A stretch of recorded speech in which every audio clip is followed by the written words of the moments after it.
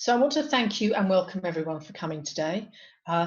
We're sticking mostly with the agenda that we'd fixed for the webinar, which is looking at best practice and answering questions that people brought up. These are very unusual times, so we will be offering a second webinar shortly, looking very specifically at virtual facilitation. We have already had, I've moved to the agenda here, we have already had questions about virtual facilitation, and we'll touch on this, but we'll be doing a second webinar that you'll see. So what we're going to do today is look at the role of the facilitator, look at the emotional tone in the room, the feeling tone, understand a bit more about how you contract, then look at things like facilitation styles, cultures, and tools. And I should say some of these questions that this material's responded to arose from the webinar we did, I think 2 or 3 months ago. We'll look briefly at facilitation and action learning, and then we've got 15-20 minutes Q&A slot. And I realise this is a chance for me to see if you can use the Q&A function. So I'd be really interested to hear from people. It's not so much a question right now, but to hear from people, what kind of facilitation experience have you got? And I'm hoping you can see the Q&A box, and I'd just be really useful to see if people could type in it and just give me an idea, given it looks like I think 80% of the people have done some facilitation, have some facilitation experience. So it'd be great if I could see any questions. Or kind of comments on that, if you like. Now, I'm not actually seeing anything. I don't know if that means the chat function's not working.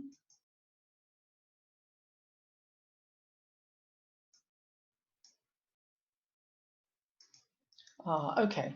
So people are letting me know. I think maybe talking in real time and then waiting for comments takes a while. So it feels like there's nothing happening. Okay, so it looks like the chat function or the Q&A function is working. People are letting me know some facilitation experience in higher education. Some people have done action learning sets. Some change workshops. Okay, it's really useful to hear. Thank you. Okay, question there about managing the expectations of the group. Someone who's had experience a long while ago. Okay, someone here who's got a lot of experience. That's great to see. I think it's Fanny. Open space. World Cafe, all sorts of techniques.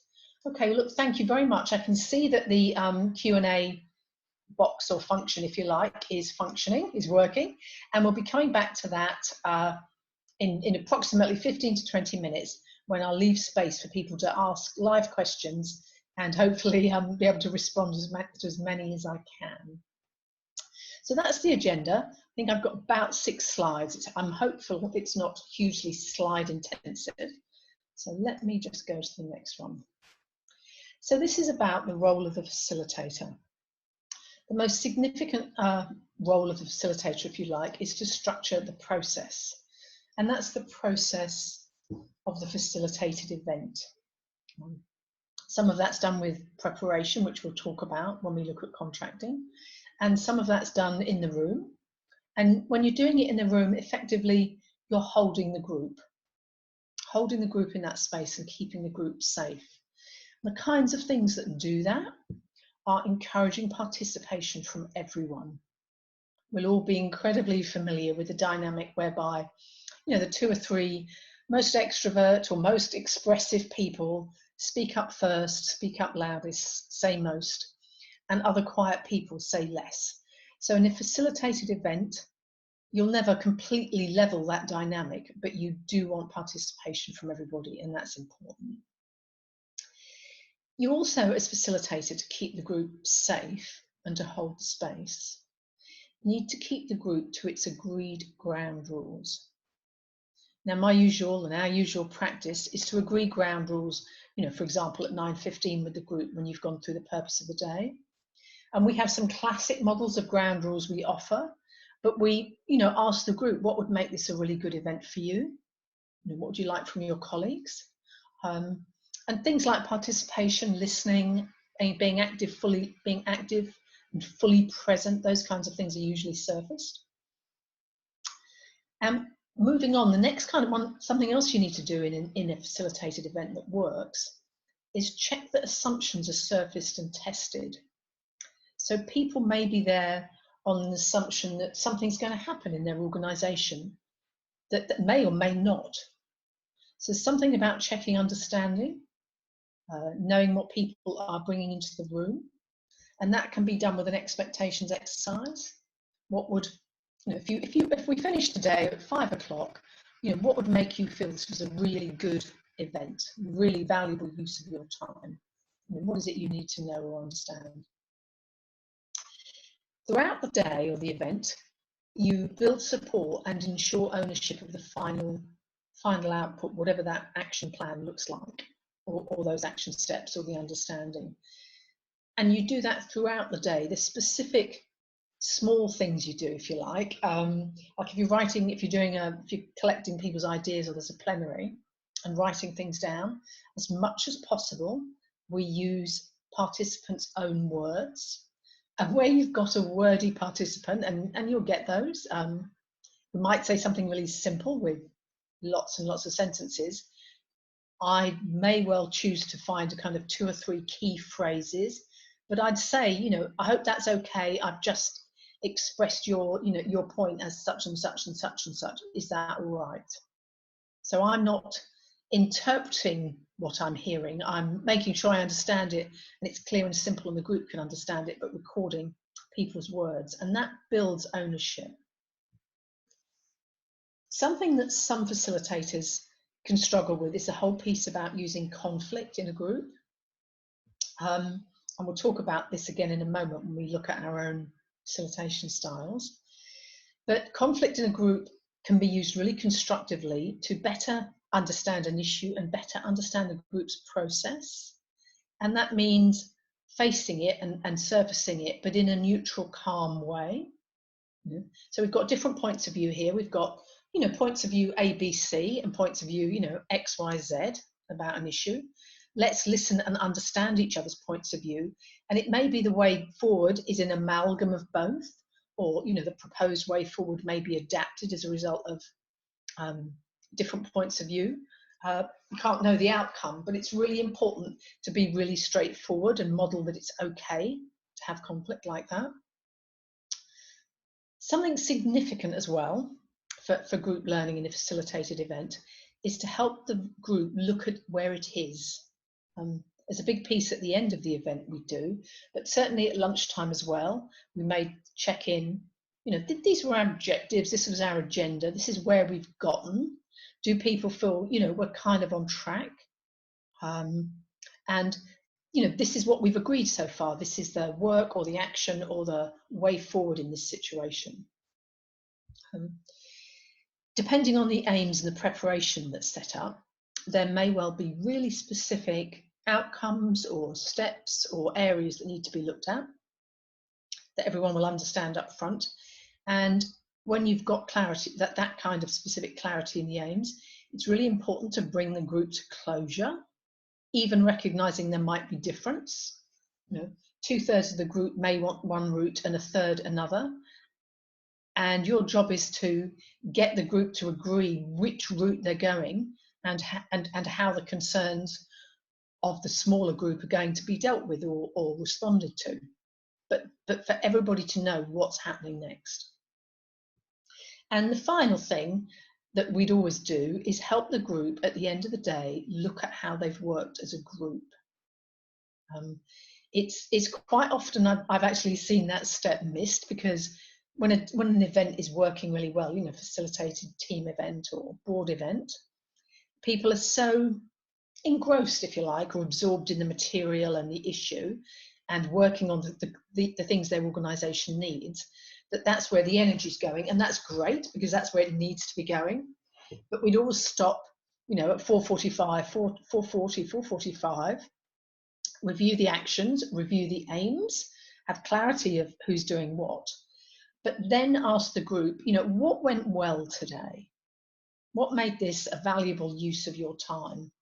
They're expensive resources, expensive events, if you like, or resources to have in your organisation. We've got a facilitated event. Lots of your people, often your key people, your senior people, maybe an internal, maybe an external facilitator. So that's a lot of staff resource. So what went well today? What worked? What was helpful? And then the other question that's framed quite positively is what would make it even better if? And we also asked for feedback there. Is there anything I could have done? You know, what else could I have done to better help you deliver your aims, help the group work together, help the energy be better, whatever's needed. And that's a really important piece because it'll help people mark their learning for the day, and they'll learn about how they've worked as a group. And it also raises commitment around actions. You know, it may be there was a part of the event, I don't know, the energy after lunch or a particular exercise that didn't land well. But it's much better to surface that and acknowledge that at 4:40. You know, this piece didn't go so well, than to have people saying, well, I know everybody thought it was great, but don't forget such and such happened. So it's much better to have that stuff, you know, clearly evaluated and understood. And, you know, facilitated events are real life. They're not going to be perfect. You know, 3/4, 4/5 good feedback about what worked, and some things that could have gone better is a really good result. So there's also a piece about the facilitator having a bit of resilience and confidence with that kind of thing. So that's a kind of really whistle-stop tour of the role of a facilitator in a facilitated event. Now, one of the most significant things a facilitator can do is keep the event safe. You will hear, you know, in daily life or even in television situations or whatever, or friends, you know, who don't know your work, maybe you'll hear people saying, oh no, you know, I've got a team building event, I've got a away day, they're sending us to a smart hotel, but I'm dreading it. And that's because these events, or if you hear those comments or you understand the kind of story I'm telling there, it's because there's a risk that these events don't feel safe to people. You know, it's big open space in the sense that, you know, it's a day or half a day, the group of people you wouldn't normally be working with, and it's not clear what we're doing, or what the end result will be or how you'll get there, and that can feel threatening for people. It can feel unsafe, it can feel threatening. So there's lots of things you can do to try and make it safe and make the emotional tone work. There's things you can do about building trust, and some of that's about modelling and respect, listening to people, thanking them for contributions. Some of that's done through agreeing ground rules really explicitly at the moment, at the beginning. So for instance, if you have a ground rule that one person is speaking at the time, or we all listen, and even in some excitement, lots of discussion happens, you may have to slow it right down to make sure everybody can hear it, and also to make sure everybody can be heard. So your interventions, a facilitator's interventions, need to demonstrate building trust. In terms of managing energy, you may find a certain exercise or a certain time of day, people are just looking tired or struggling. And you need to take a judgment call on, you know, is it the room is stuffy and they've been in here for 5 hours and they need to stand up and get some fresh air and stretch? And is it a quick coffee break? Is it that? Or is it about the material that they're working on, that it's difficult? You know? So what's going on, and what's your intervention as a result of why the energy's not the best way you may want it? And there's something here about understanding you're not going to get an event that's sort of high energy, relentless, high happy, productive energy all day long, because it's just quite hard for people and groups to sustain that. Somewhere along the line, different people will just dip off that kind of trajectory, if you like, and that's normal. One of the things that really works is a real basic sort of building block, if you like, of facilitation, is the piece about participation from a diverse group. And they may be different functions, they may be different levels, they may be different organisations, but you may need to do things, you know, we've heard a lot from this table, let's hear from others, or let's get a response from the people we haven't heard from, or that's great, I think about 5 of you have spoken, I'm conscious at least 10 or 15 haven't. I'm looking at this table, is there anyone here that would like to add something? So really reaching out explicitly to the people that are somehow haven't gotten in and had space made for them, haven't made space for themselves. And in that way, you observe and you sort of notice participation throughout. It's quite, it can be quite a subtle one, because you're up front and you want the event to move and you want momentum and you want energy.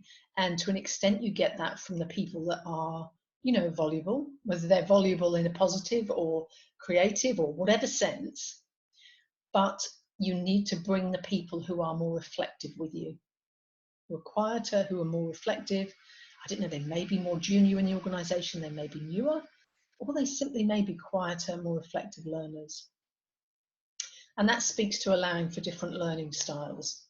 Some of you may be familiar with the, you know, how activists learn by doing. Reflectors learn by sort of thinking and listening and considering.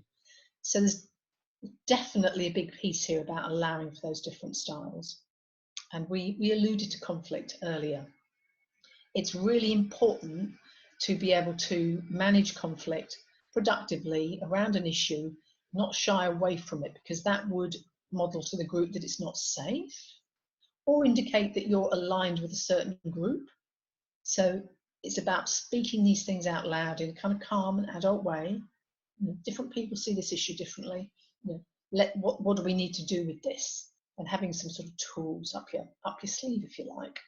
Now, all of those things will help the tone in the room. Okay, so I'm going to move on. Another really key piece in facilitation, and I think if I had to say, I'd say managing the emotional tone and contracting are two of the most significant issues in facilitating events. I'm conscious of time and I really want to leave questions, so I might dip through a couple of these at the end quickly. A lot of contracting is done before the session. You do it with the stakeholders. Depending on the event, if it's team building, we'd meet everybody. But it's about asking the commissioner or whoever's asked you to do the work, what is it you want to achieve? What would good look like? What will your people or these people need to feel safe? You know, what will work? We'll talk about tools and techniques in a moment, and that might cover designing. And real clarity, what is in the room today, what isn't, what do we need to leave outside? Piece here about keeping on topic. You know, it might be a small group or a function or person has huge energy for something which you either can't be resolved in that venue or is not relevant. So you'd have to kind of take a judgment call. If this is somebody's personal area of responsibility they need to take away, then that's what has to happen. But if it's an issue that's been raised and actually needs to go somewhere else in the organisation and it's significant, I often use something called a car park. I rather clumsily draw a car and car park, and we'll take the issue, mark and notice that we need to address it, but recognise we can't address it today and here. And that helps keep people on topic. Throughout, people will need to understand why they're there throughout. And it's really important people own the outcome. So I'm actually explicit and quite reluctant to be the person who writes up the material. If there is material or brainstorms or tools or analysis or work, because the organisation will get it back 3 or 4 days later. It's typed up. It won't remind them immediately of oh, that was when that happened, that was when he said or she said, or that was that great funny exercise, or that was that difficult exercise. So I very much get the organisation, the people, the team to take away the flip charts and for them to do what they need to. And sometimes they're typed up, and sometimes some of them are kept. Let's keep this. We did this work together. It doesn't need to be a document. It already is a document. But I'm, at hand to make my writing clear if need be. But I'm really clear that the outcomes there are the facilitated group's outcomes. They're not my outcomes. And that will change if you're facilitating in-house. And we've had a great question earlier today from somebody who's clearly facilitating in-house. So we might look at that in a moment when we get to questions. Now, we've had lots of questions from people about facilitation styles, cultures, and tools. One of the most important things in working with other facilitators is, first of all, knowing your own style, whether, for instance, if you are somebody who is conflict averse, you need to notice that and realize what conflict will do for you. And likewise, if you've had feedback, maybe you fidget with elastic bands or coins in your pocket or something, you need to own that. And if you're working with somebody else, you both need to sit down beforehand and partly agree who's doing what, but also agree who's doing what, but agree your roles together. Now, I'm conscious of time. Cultural challenges talk about how we work with different countries, different cultures. And one of the most significant things here is absolute clarity of language. It's very easy to make assumptions about English. So you need to use global English, which is less refined, slow right down, not use colloquialisms. Mixing face-to-face and virtual is really difficult. And the best we can do there is make sure that information is shared and people have access to everything. All the information that's in the room is seen and heard. And I saw a great piece last week where I was training facilitators. We had somebody who was effectively with us virtually, and the training facilitator we had the virtual person on a PC, on a chair, on an application, Skype or something. And the facilitator at one point reached out to them, put their hands into the space and said, now it's time for you, what is it you wanted to say? And that was really lovely intervention. Facilitation tools.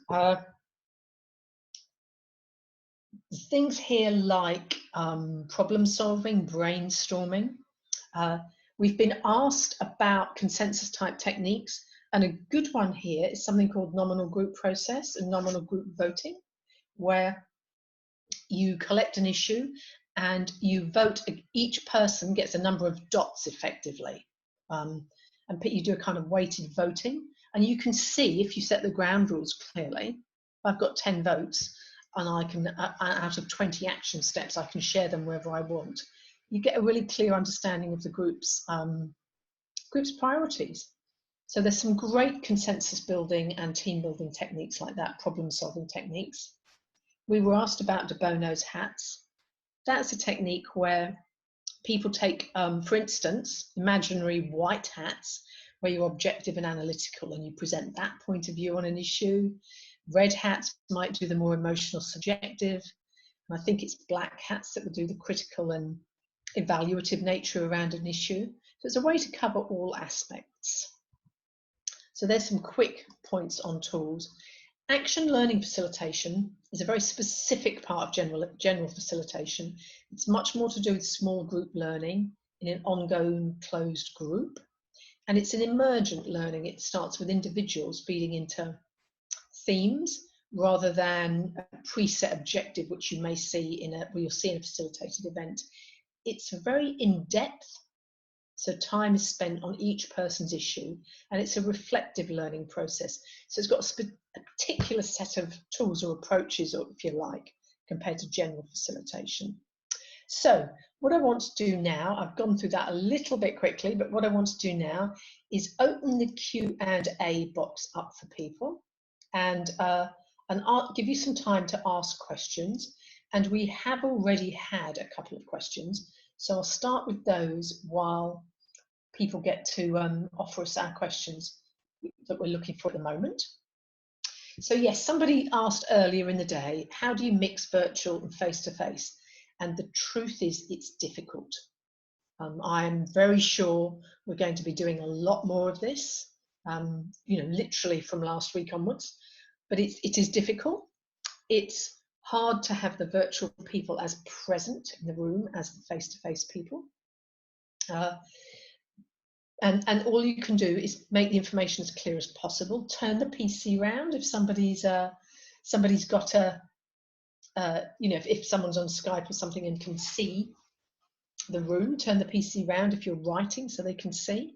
It's better to see someone's face we found when we did this last Wednesday, when we could see it was Sarah, when we could see Sarah's face, it was easier to feel that she was being included.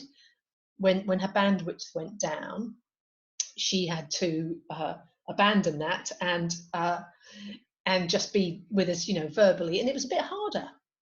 Strangely enough, it was a bit harder. So it's difficult, but it can be done.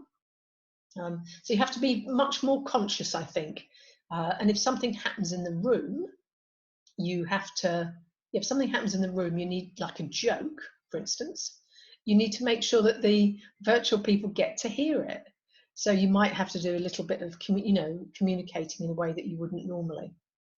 Now I'm conscious here, I'm not getting any new questions. I don't know if there's something with the Q&A that's happening, or maybe they're happening at the bottom. Forgive me. Maybe they're coming in at the bottom. Yes, they are. I'm really sorry. I had the box open at the top. I'll take another question that came in today to me by email, and then I'll come to the questions with the questions that people are offering right now. So somebody's email, and forgive me, I've forgotten your name. How do you professionally take back control of a meeting when the meeting is with your superiors? And again, I'd say possibly with difficulty. But the kinds of things that would be in my mind about that are bringing them back to the purpose of the meeting, being able to reflect back to them, okay, we're talking about A, and we were here to talk about B and C. Do you not want to talk about B? Does B and C not matter? What are we going to do about B and C? You did you walked into this room to do B and C, talking to them as adults. A consideration here is you may need to either be fairly experienced or fairly robust if you think that degree of challenge would be hard. So that's something to think about, the position you put yourself in internally. And it may be at the moment we are seeing with the current situation, we are seeing lots of meetings being, it's not right to say railroaded, but priorities are shifting so much and so fast at the moment. We're seeing, we're hearing and knowing business meetings that were meant to be something are suddenly contingency planning for the new situation. So it may be that priorities have changed and you have to be responsive, but it may not be. It may be that you need to be able to be quite robust. This is the purpose of the meeting today, and that also goes back to expectations, people knowing why they're there. So I'm just going to start. I think we've got a lot of questions here. Within a new action learning set, how do you balance correcting people and not asking open questions and helping the group not feel nitpicked?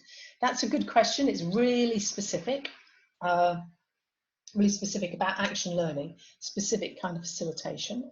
And it's a balancing job, is the truth, is the reality there. If people know up front, so the question I've got is, how do you balance people in action learning sets, correcting people and not asking open questions and not have the group feel nitpicked? And it's a balancing act. I get permission. I'm very clear that it's about open questions. I'll say, I might need to correct you if that's okay. And when I correct them, it's not, you're wrong. It's, how could that be reframed as an open question? So do it positively. I might let one or two go in the interest of letting the group work. So I make a judgment call on that, as you do in any group. Let's see. Is it a good idea to pair a virtual attendee with a physical one?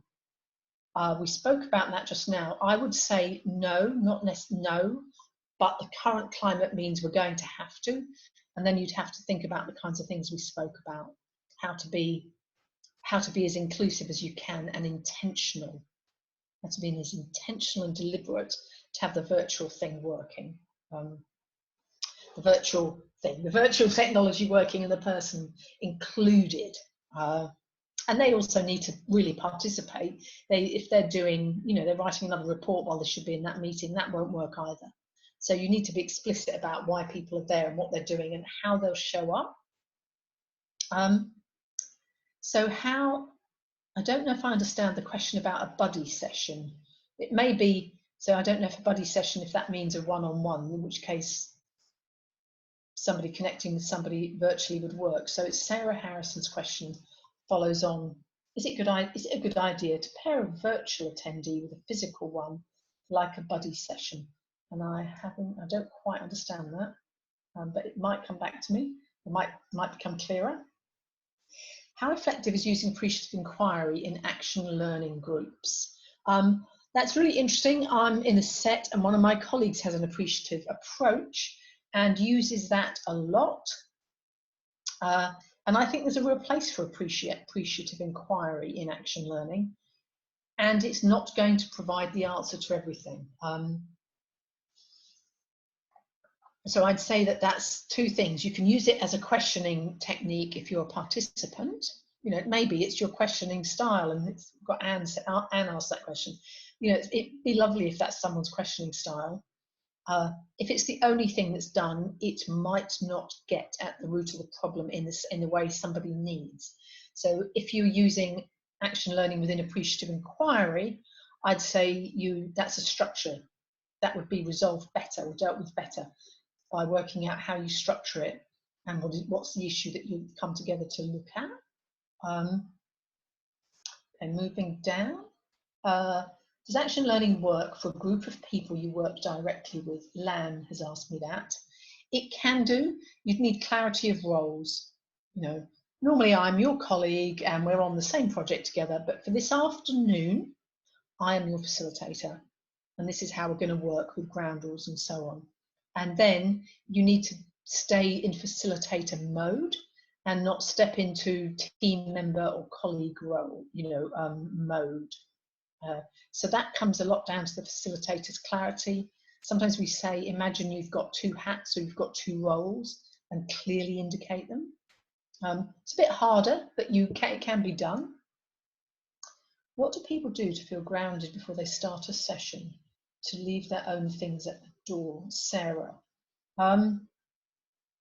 Sarah Fox. So thank you for that. I'm not sure if you're meaning in small groups like action learning or large groups, but in action learning, we do what we call a check-in and arriving round. What do I need to leave outside? What do I need to bring in? Something similar can be done in a large group.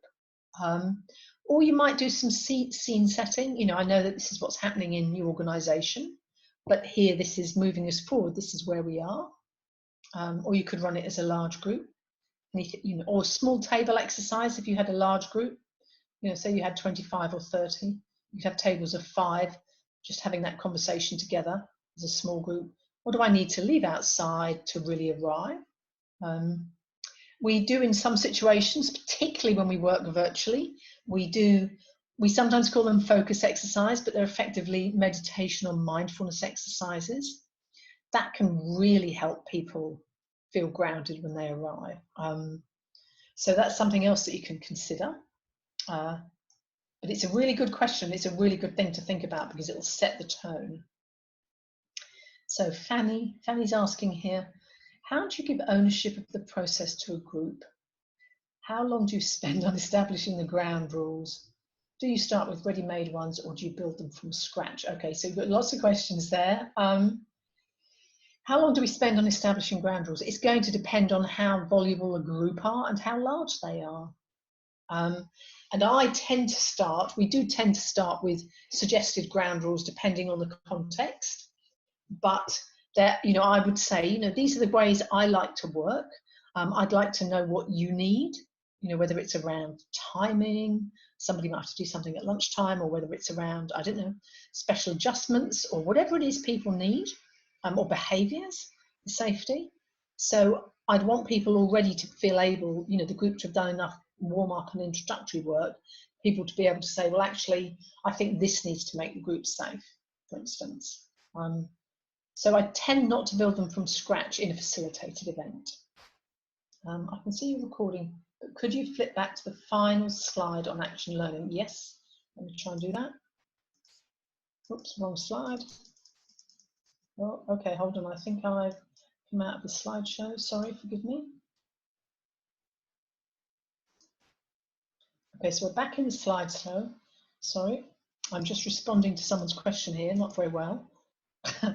The slide on action learning. Okay, So I think you can sort of see that. How does action learning fit into general facilitation? There we are. Okay, so I've got a question here from John. We've been advised that our day-to-day business school is going largely online and virtual because of the virus. Oh, any insights into how to make this work? Okay, so that is the question of the day, really, John. Thank you. We have a lot of experience in making virtual working work productively. We use some of the principles we've talked about, contracting. There's an extra stage of contracting when you work virtually, an extra piece around the technology. And we're literally, not as we speak, but certainly as I finish, we're creating a new offer to look at virtual working, virtual learning around these principles. It can absolutely, undoubtedly work. When virtual action learning started, I was, I don't know, skeptical actually, a bit reluctant. I very much like the face-to-face. And now, having done it for some time, I think we've been doing it for at least 10 years, I can with absolute confidence say it's just as effective as face-to-face action learning. Somebody once said to me, it's like coffee and tea, or orange juice and apple juice. They're both drinks. They're different, but they're both drinks. And I thought that was quite a lovely and rather vivid analogy. We start with a deficit mindset and there is no need to. So keep in touch, John, and anyone who's got that question, because we will be doing a lot more there. Okay, so how do you enable an ongoing set to get deeper trust levels so they don't just talk about surface issues? So that first question there from Jay Knowles is an action learning question. And that's probably about two things, about the depth of questions, the insight from the questions, and slowing down. And possibly with bidding, it's about giving people, instances and ways to bring real bids. And when you're self-facilitating or learning to facilitate, how can you challenge lack of commitment in set, especially if they're peers? So I'd say that's the second question. When you're self-facilitating or learning to facilitate, how can you challenge lack of commitment in the set, especially if they're peers? I'd say the first thing is to try and not get yourself into a position where you need to challenge it, is to set it up in a purposeful and meaningful way for people. So there's a phrase which you sometimes hear in marketing terms, what's in it for me? So if people know why they're coming to the set and it's purposeful for them, they're more likely to be committed. That would be my initial kind of short steer to that one, if that makes sense. Well, thank you, John. Saying thank you for that. Okay. Okay, a physical attendee would be a virtual attendee's buddy. I guess that's a possibility. I hadn't really thought that through. That was Sarah going back to the question about having both a physical person present with a virtual buddy. So there's no reason why not, and it would build that relationship. Joanne, how do you deal with negativity? Okay, that is a difficult question. That's a really difficult question. Some of it's ground rules, some of it's safety. Some of it you can have a kind of, we're here in the mindset of moving this on productively. So you can, could have an aspirational frame around your event, and it's a balance between allowing people to say that things are difficult, and certainly people are saying that now because it's really true. We wouldn't want to close people down from saying how hard what's happening at the moment is, because it is most definitely real. And at the same time, if you're facilitating something, you don't want somebody to be relentlessly negative. So then you might have to make that spoken, which is a difficult call. Now, Catherine, I've got more questions, and I realise I'm not going to get to all of the questions by the looks of it. So forgive me. I will try and respond directly to the questions that I don't answer. So Catherine Mitchell, we're going to need to make more calls about whether to postpone training or run it as a webinar. Tips for making this decision, or tweaks you can make to make things more webinar friendly. Well, in terms of making the decisions, we're taking well, there's all sorts of considerations, whether people will now travel, whether venues will stay open, or how long venues will stay open, how many of your people need to self-isolate, and so on. So those external factors are going to contribute to your decision in terms of making the decision whether to do it or not. And in terms of moving activities to be webinar friendly, I'd say it's about considering the kind of practices we've been talking about inclusivity, about listening to people. And this isn't the best model in a way, because I suppose I'm almost on transmit mode. I'm telling you stuff. I'm just telling you stuff. So this isn't the best model. So my suggestion would be to consider those principles in a virtual world, if you like. Now, I realise actually we've got literally only 1 minute, and I just want to thank people. And there's quite a lot of comments, and I'm sorry that I haven't been able to get to them all. So forgive me for that. We're very happy to have a telephone conversation to discuss any of the issues around virtual working at the moment. So be in touch. And we've got a best practice facilitation course running in London in September, and that's talking about general facilitation. So depending on which way you want to go, whether it's facilitation in general or looking at virtual facilitation, that we will have a new offer there.